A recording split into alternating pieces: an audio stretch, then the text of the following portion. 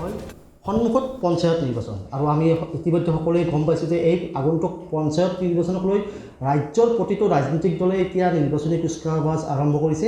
মই বৰ্তমান উপস্থিত আছোঁ পলাশবাৰী সমষ্টিৰ অন্তৰ্গত দক্ষিণ কামৰূপ জিলা বিজেপিৰ কাৰ্যালয়ত আৰু এই জিলা বিজেপিৰ কাৰ্যালয়তে আমি লগ পাইছোঁ যে 11 নম্বৰ ৰামপুৰ জিলা পৰিষদৰ প্ৰাৰ্থী জিতুমণি নাথ ডাঙৰীয়া। আমি পোনে পোনে নাথ ডাঙৰীয়াৰ ওচৰলৈ গৈছোঁ আৰু তেখেতে আচলতে এই নিৰ্বাচনত কেনেধৰণে প্ৰতিদ্বন্দ্বিতা বা এই নিৰ্বাচনী যুঁজখনত কেনেধৰণে তেখেতে আগবাঢ়িব তাৰ বিষয়ে জানিবলৈ প্ৰথমে আপোনাক স্বাগতম জনাইছোঁ এই ব্যস্ততাপূৰ্ণ সময়ত আমাক কিছু সময় দিয়াৰ বাবে। নিৰ্বাচন আহিলে এই নিৰ্বাচনটো আপোনাৰ আচলতে কেনেকুৱা ধৰণে প্লেনিং কৰিছে যে কি ভাবিছে কেনেকুৱাকৈ আপুনি নিশ্চয় জয়ী হ'বৰ কাৰণে খেলিব যে কি ভাবিছে আচলতে? নমস্কাৰ, ND24 চেনেললৈ মই প্ৰথমতে মোৰ তৰফৰ পৰা শুভেচ্ছা জ্ঞাপন কৰিছোঁ। চাওক, আমাৰ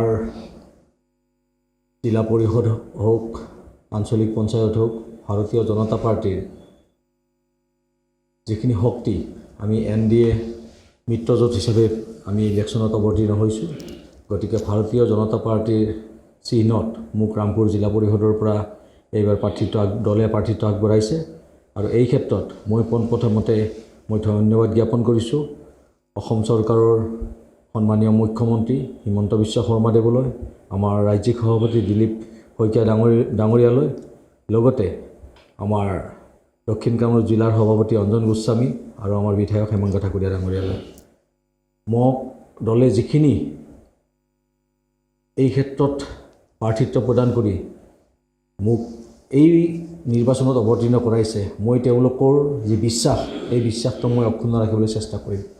পোনপ্ৰথমতে এইখিনি কথা কৈছোঁ। দ্বিতীয়তে, এই নিৰ্বাচনৰ ক্ষেত্ৰত ৰামপুৰ জিলা পৰিষদৰ প্ৰায় ৭৫,০০০ ভোট এই জিলা পৰিষদৰ অন্তৰ্গত, ৭৫,০০০ অকণমান বেছি আছে। লগতে আমাৰ 9খন পঞ্চায়ত, এই 9খন পঞ্চায়ত আমাৰ প্ৰায় ৭৫,০০০ ভোট বেছি আছে, ভোটৰ বেছি আছে। গতিকে এটা বৃহৎ গুৰুদায়িত্ব, হয়তো ইমান ডাঙৰ গুৰুদায়িত্ব এটা ল'ব লগা হোৱাৰ কাৰণে মই আশাবাদী যে আমাৰ যি বিজেপি মিত্ৰজোঁট আছে, সেই মিত্ৰজোঁটৰ তৰফৰ পৰা মোৰ প্ৰতি আকুণ্ঠ সহযোগ আৰু সমৰ্থন আছে। মই নিজকে বিশ্বাস কৰোঁ বা দলেও বিশ্বাস কৰে এইখিনি যে আমি ৰামপুৰ জিলা পৰিষদত বিপুল সংখ্যক ভোটেৰে এইবাৰ আমি জয়যুক্ত হ'ম আৰু সেইকাৰণে মই আমাৰ বুথ পৰ্যায়ত যিখিনি কাৰ্যকৰ্তা আছে, মোক দলে নিৰ্বাচিত কৰাৰ পিছতে, দলীয় টিকট লাভৰ পিছতে মই সকলো কাৰ্যকৰ্তাক লগ কৰিবলৈ চেষ্টা কৰিছোঁ। দলৰ যিখিনি আমাৰ মুখিয়াল মানুহ আছে সেইখিনিকো মই লগ কৰাৰ চেষ্টা কৰিছোঁ আৰু তেওঁলোকৰ পৰা উপযুক্ত সঁহাৰি পাইছোঁ, ভাল সঁহাৰি পাইছোঁ আৰু তেখেতসকলৰ উৎসাহতে মই উৎসাহী আৰু মই এই ক্ষেত্ৰত মোক যি নিৰ্বাচিত কৰি মোক এই সন্মান দিছিলে, মই সেই সন্মান অক্ষুণ্ণ ৰাখিম বুলি মই প্ৰতিশ্ৰুতি দিছোঁ। আচলতে আপোনাৰ এগেইনষ্টত আৰু এজন প্ৰাৰ্থী আছে, বিৰোধীৰ বুলি ক'লেও ভুল নহ'ব, তেখেতেও ঐক্য মঞ্চৰ ফালৰ পৰা আহিছে বিৰোধীৰ শক্তিৰ। চ' তেখেতৰ বিষয়ে কি ক'ব? তেখেতেও আচলতে নিৰ্বাচনী যুঁজত ভালদৰে নামিছে। চ' তেখেত আৰু আপোনাৰ মাজত তুমুল এখন যুদ্ধ হ'ব বুলি আমি দেখিবলৈ পাইছোঁ। তাৰ মাজত আপুনি কেনেকৈ ওলাই যাব? মানে কিবা এটা ৰণকৌশল নিশ্চয় কৰিছে। হয়, একচুৱেলি আমি জনাত তেওঁ জাতীয় কংগ্ৰেছৰ প্ৰাৰ্থী।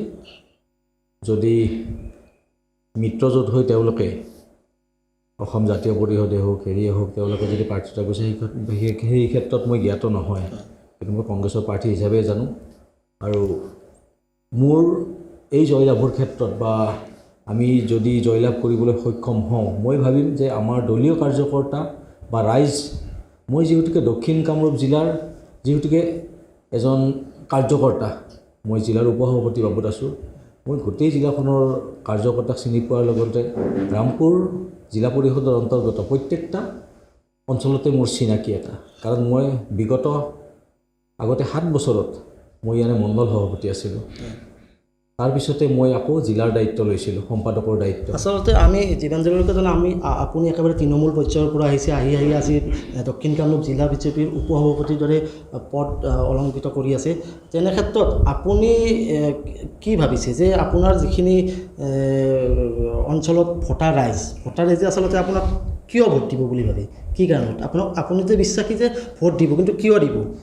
তাৰ নিশ্চয় কিবা কাৰণ আছে, কি সেইবোৰ জানিব আছে?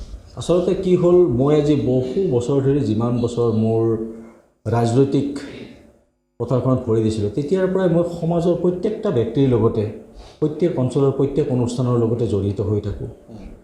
তেওঁলোকে বিচাৰে মই তেওঁলোকৰ লগত সদায় থাকোঁ।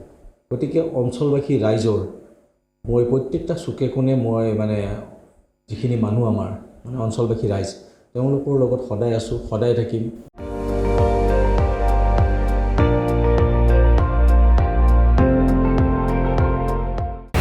আপুনি চাই আছে ND24, সৰ্বশ্ৰেষ্ঠ নহয় সৰ্বোত্তমৰ দৌৰত।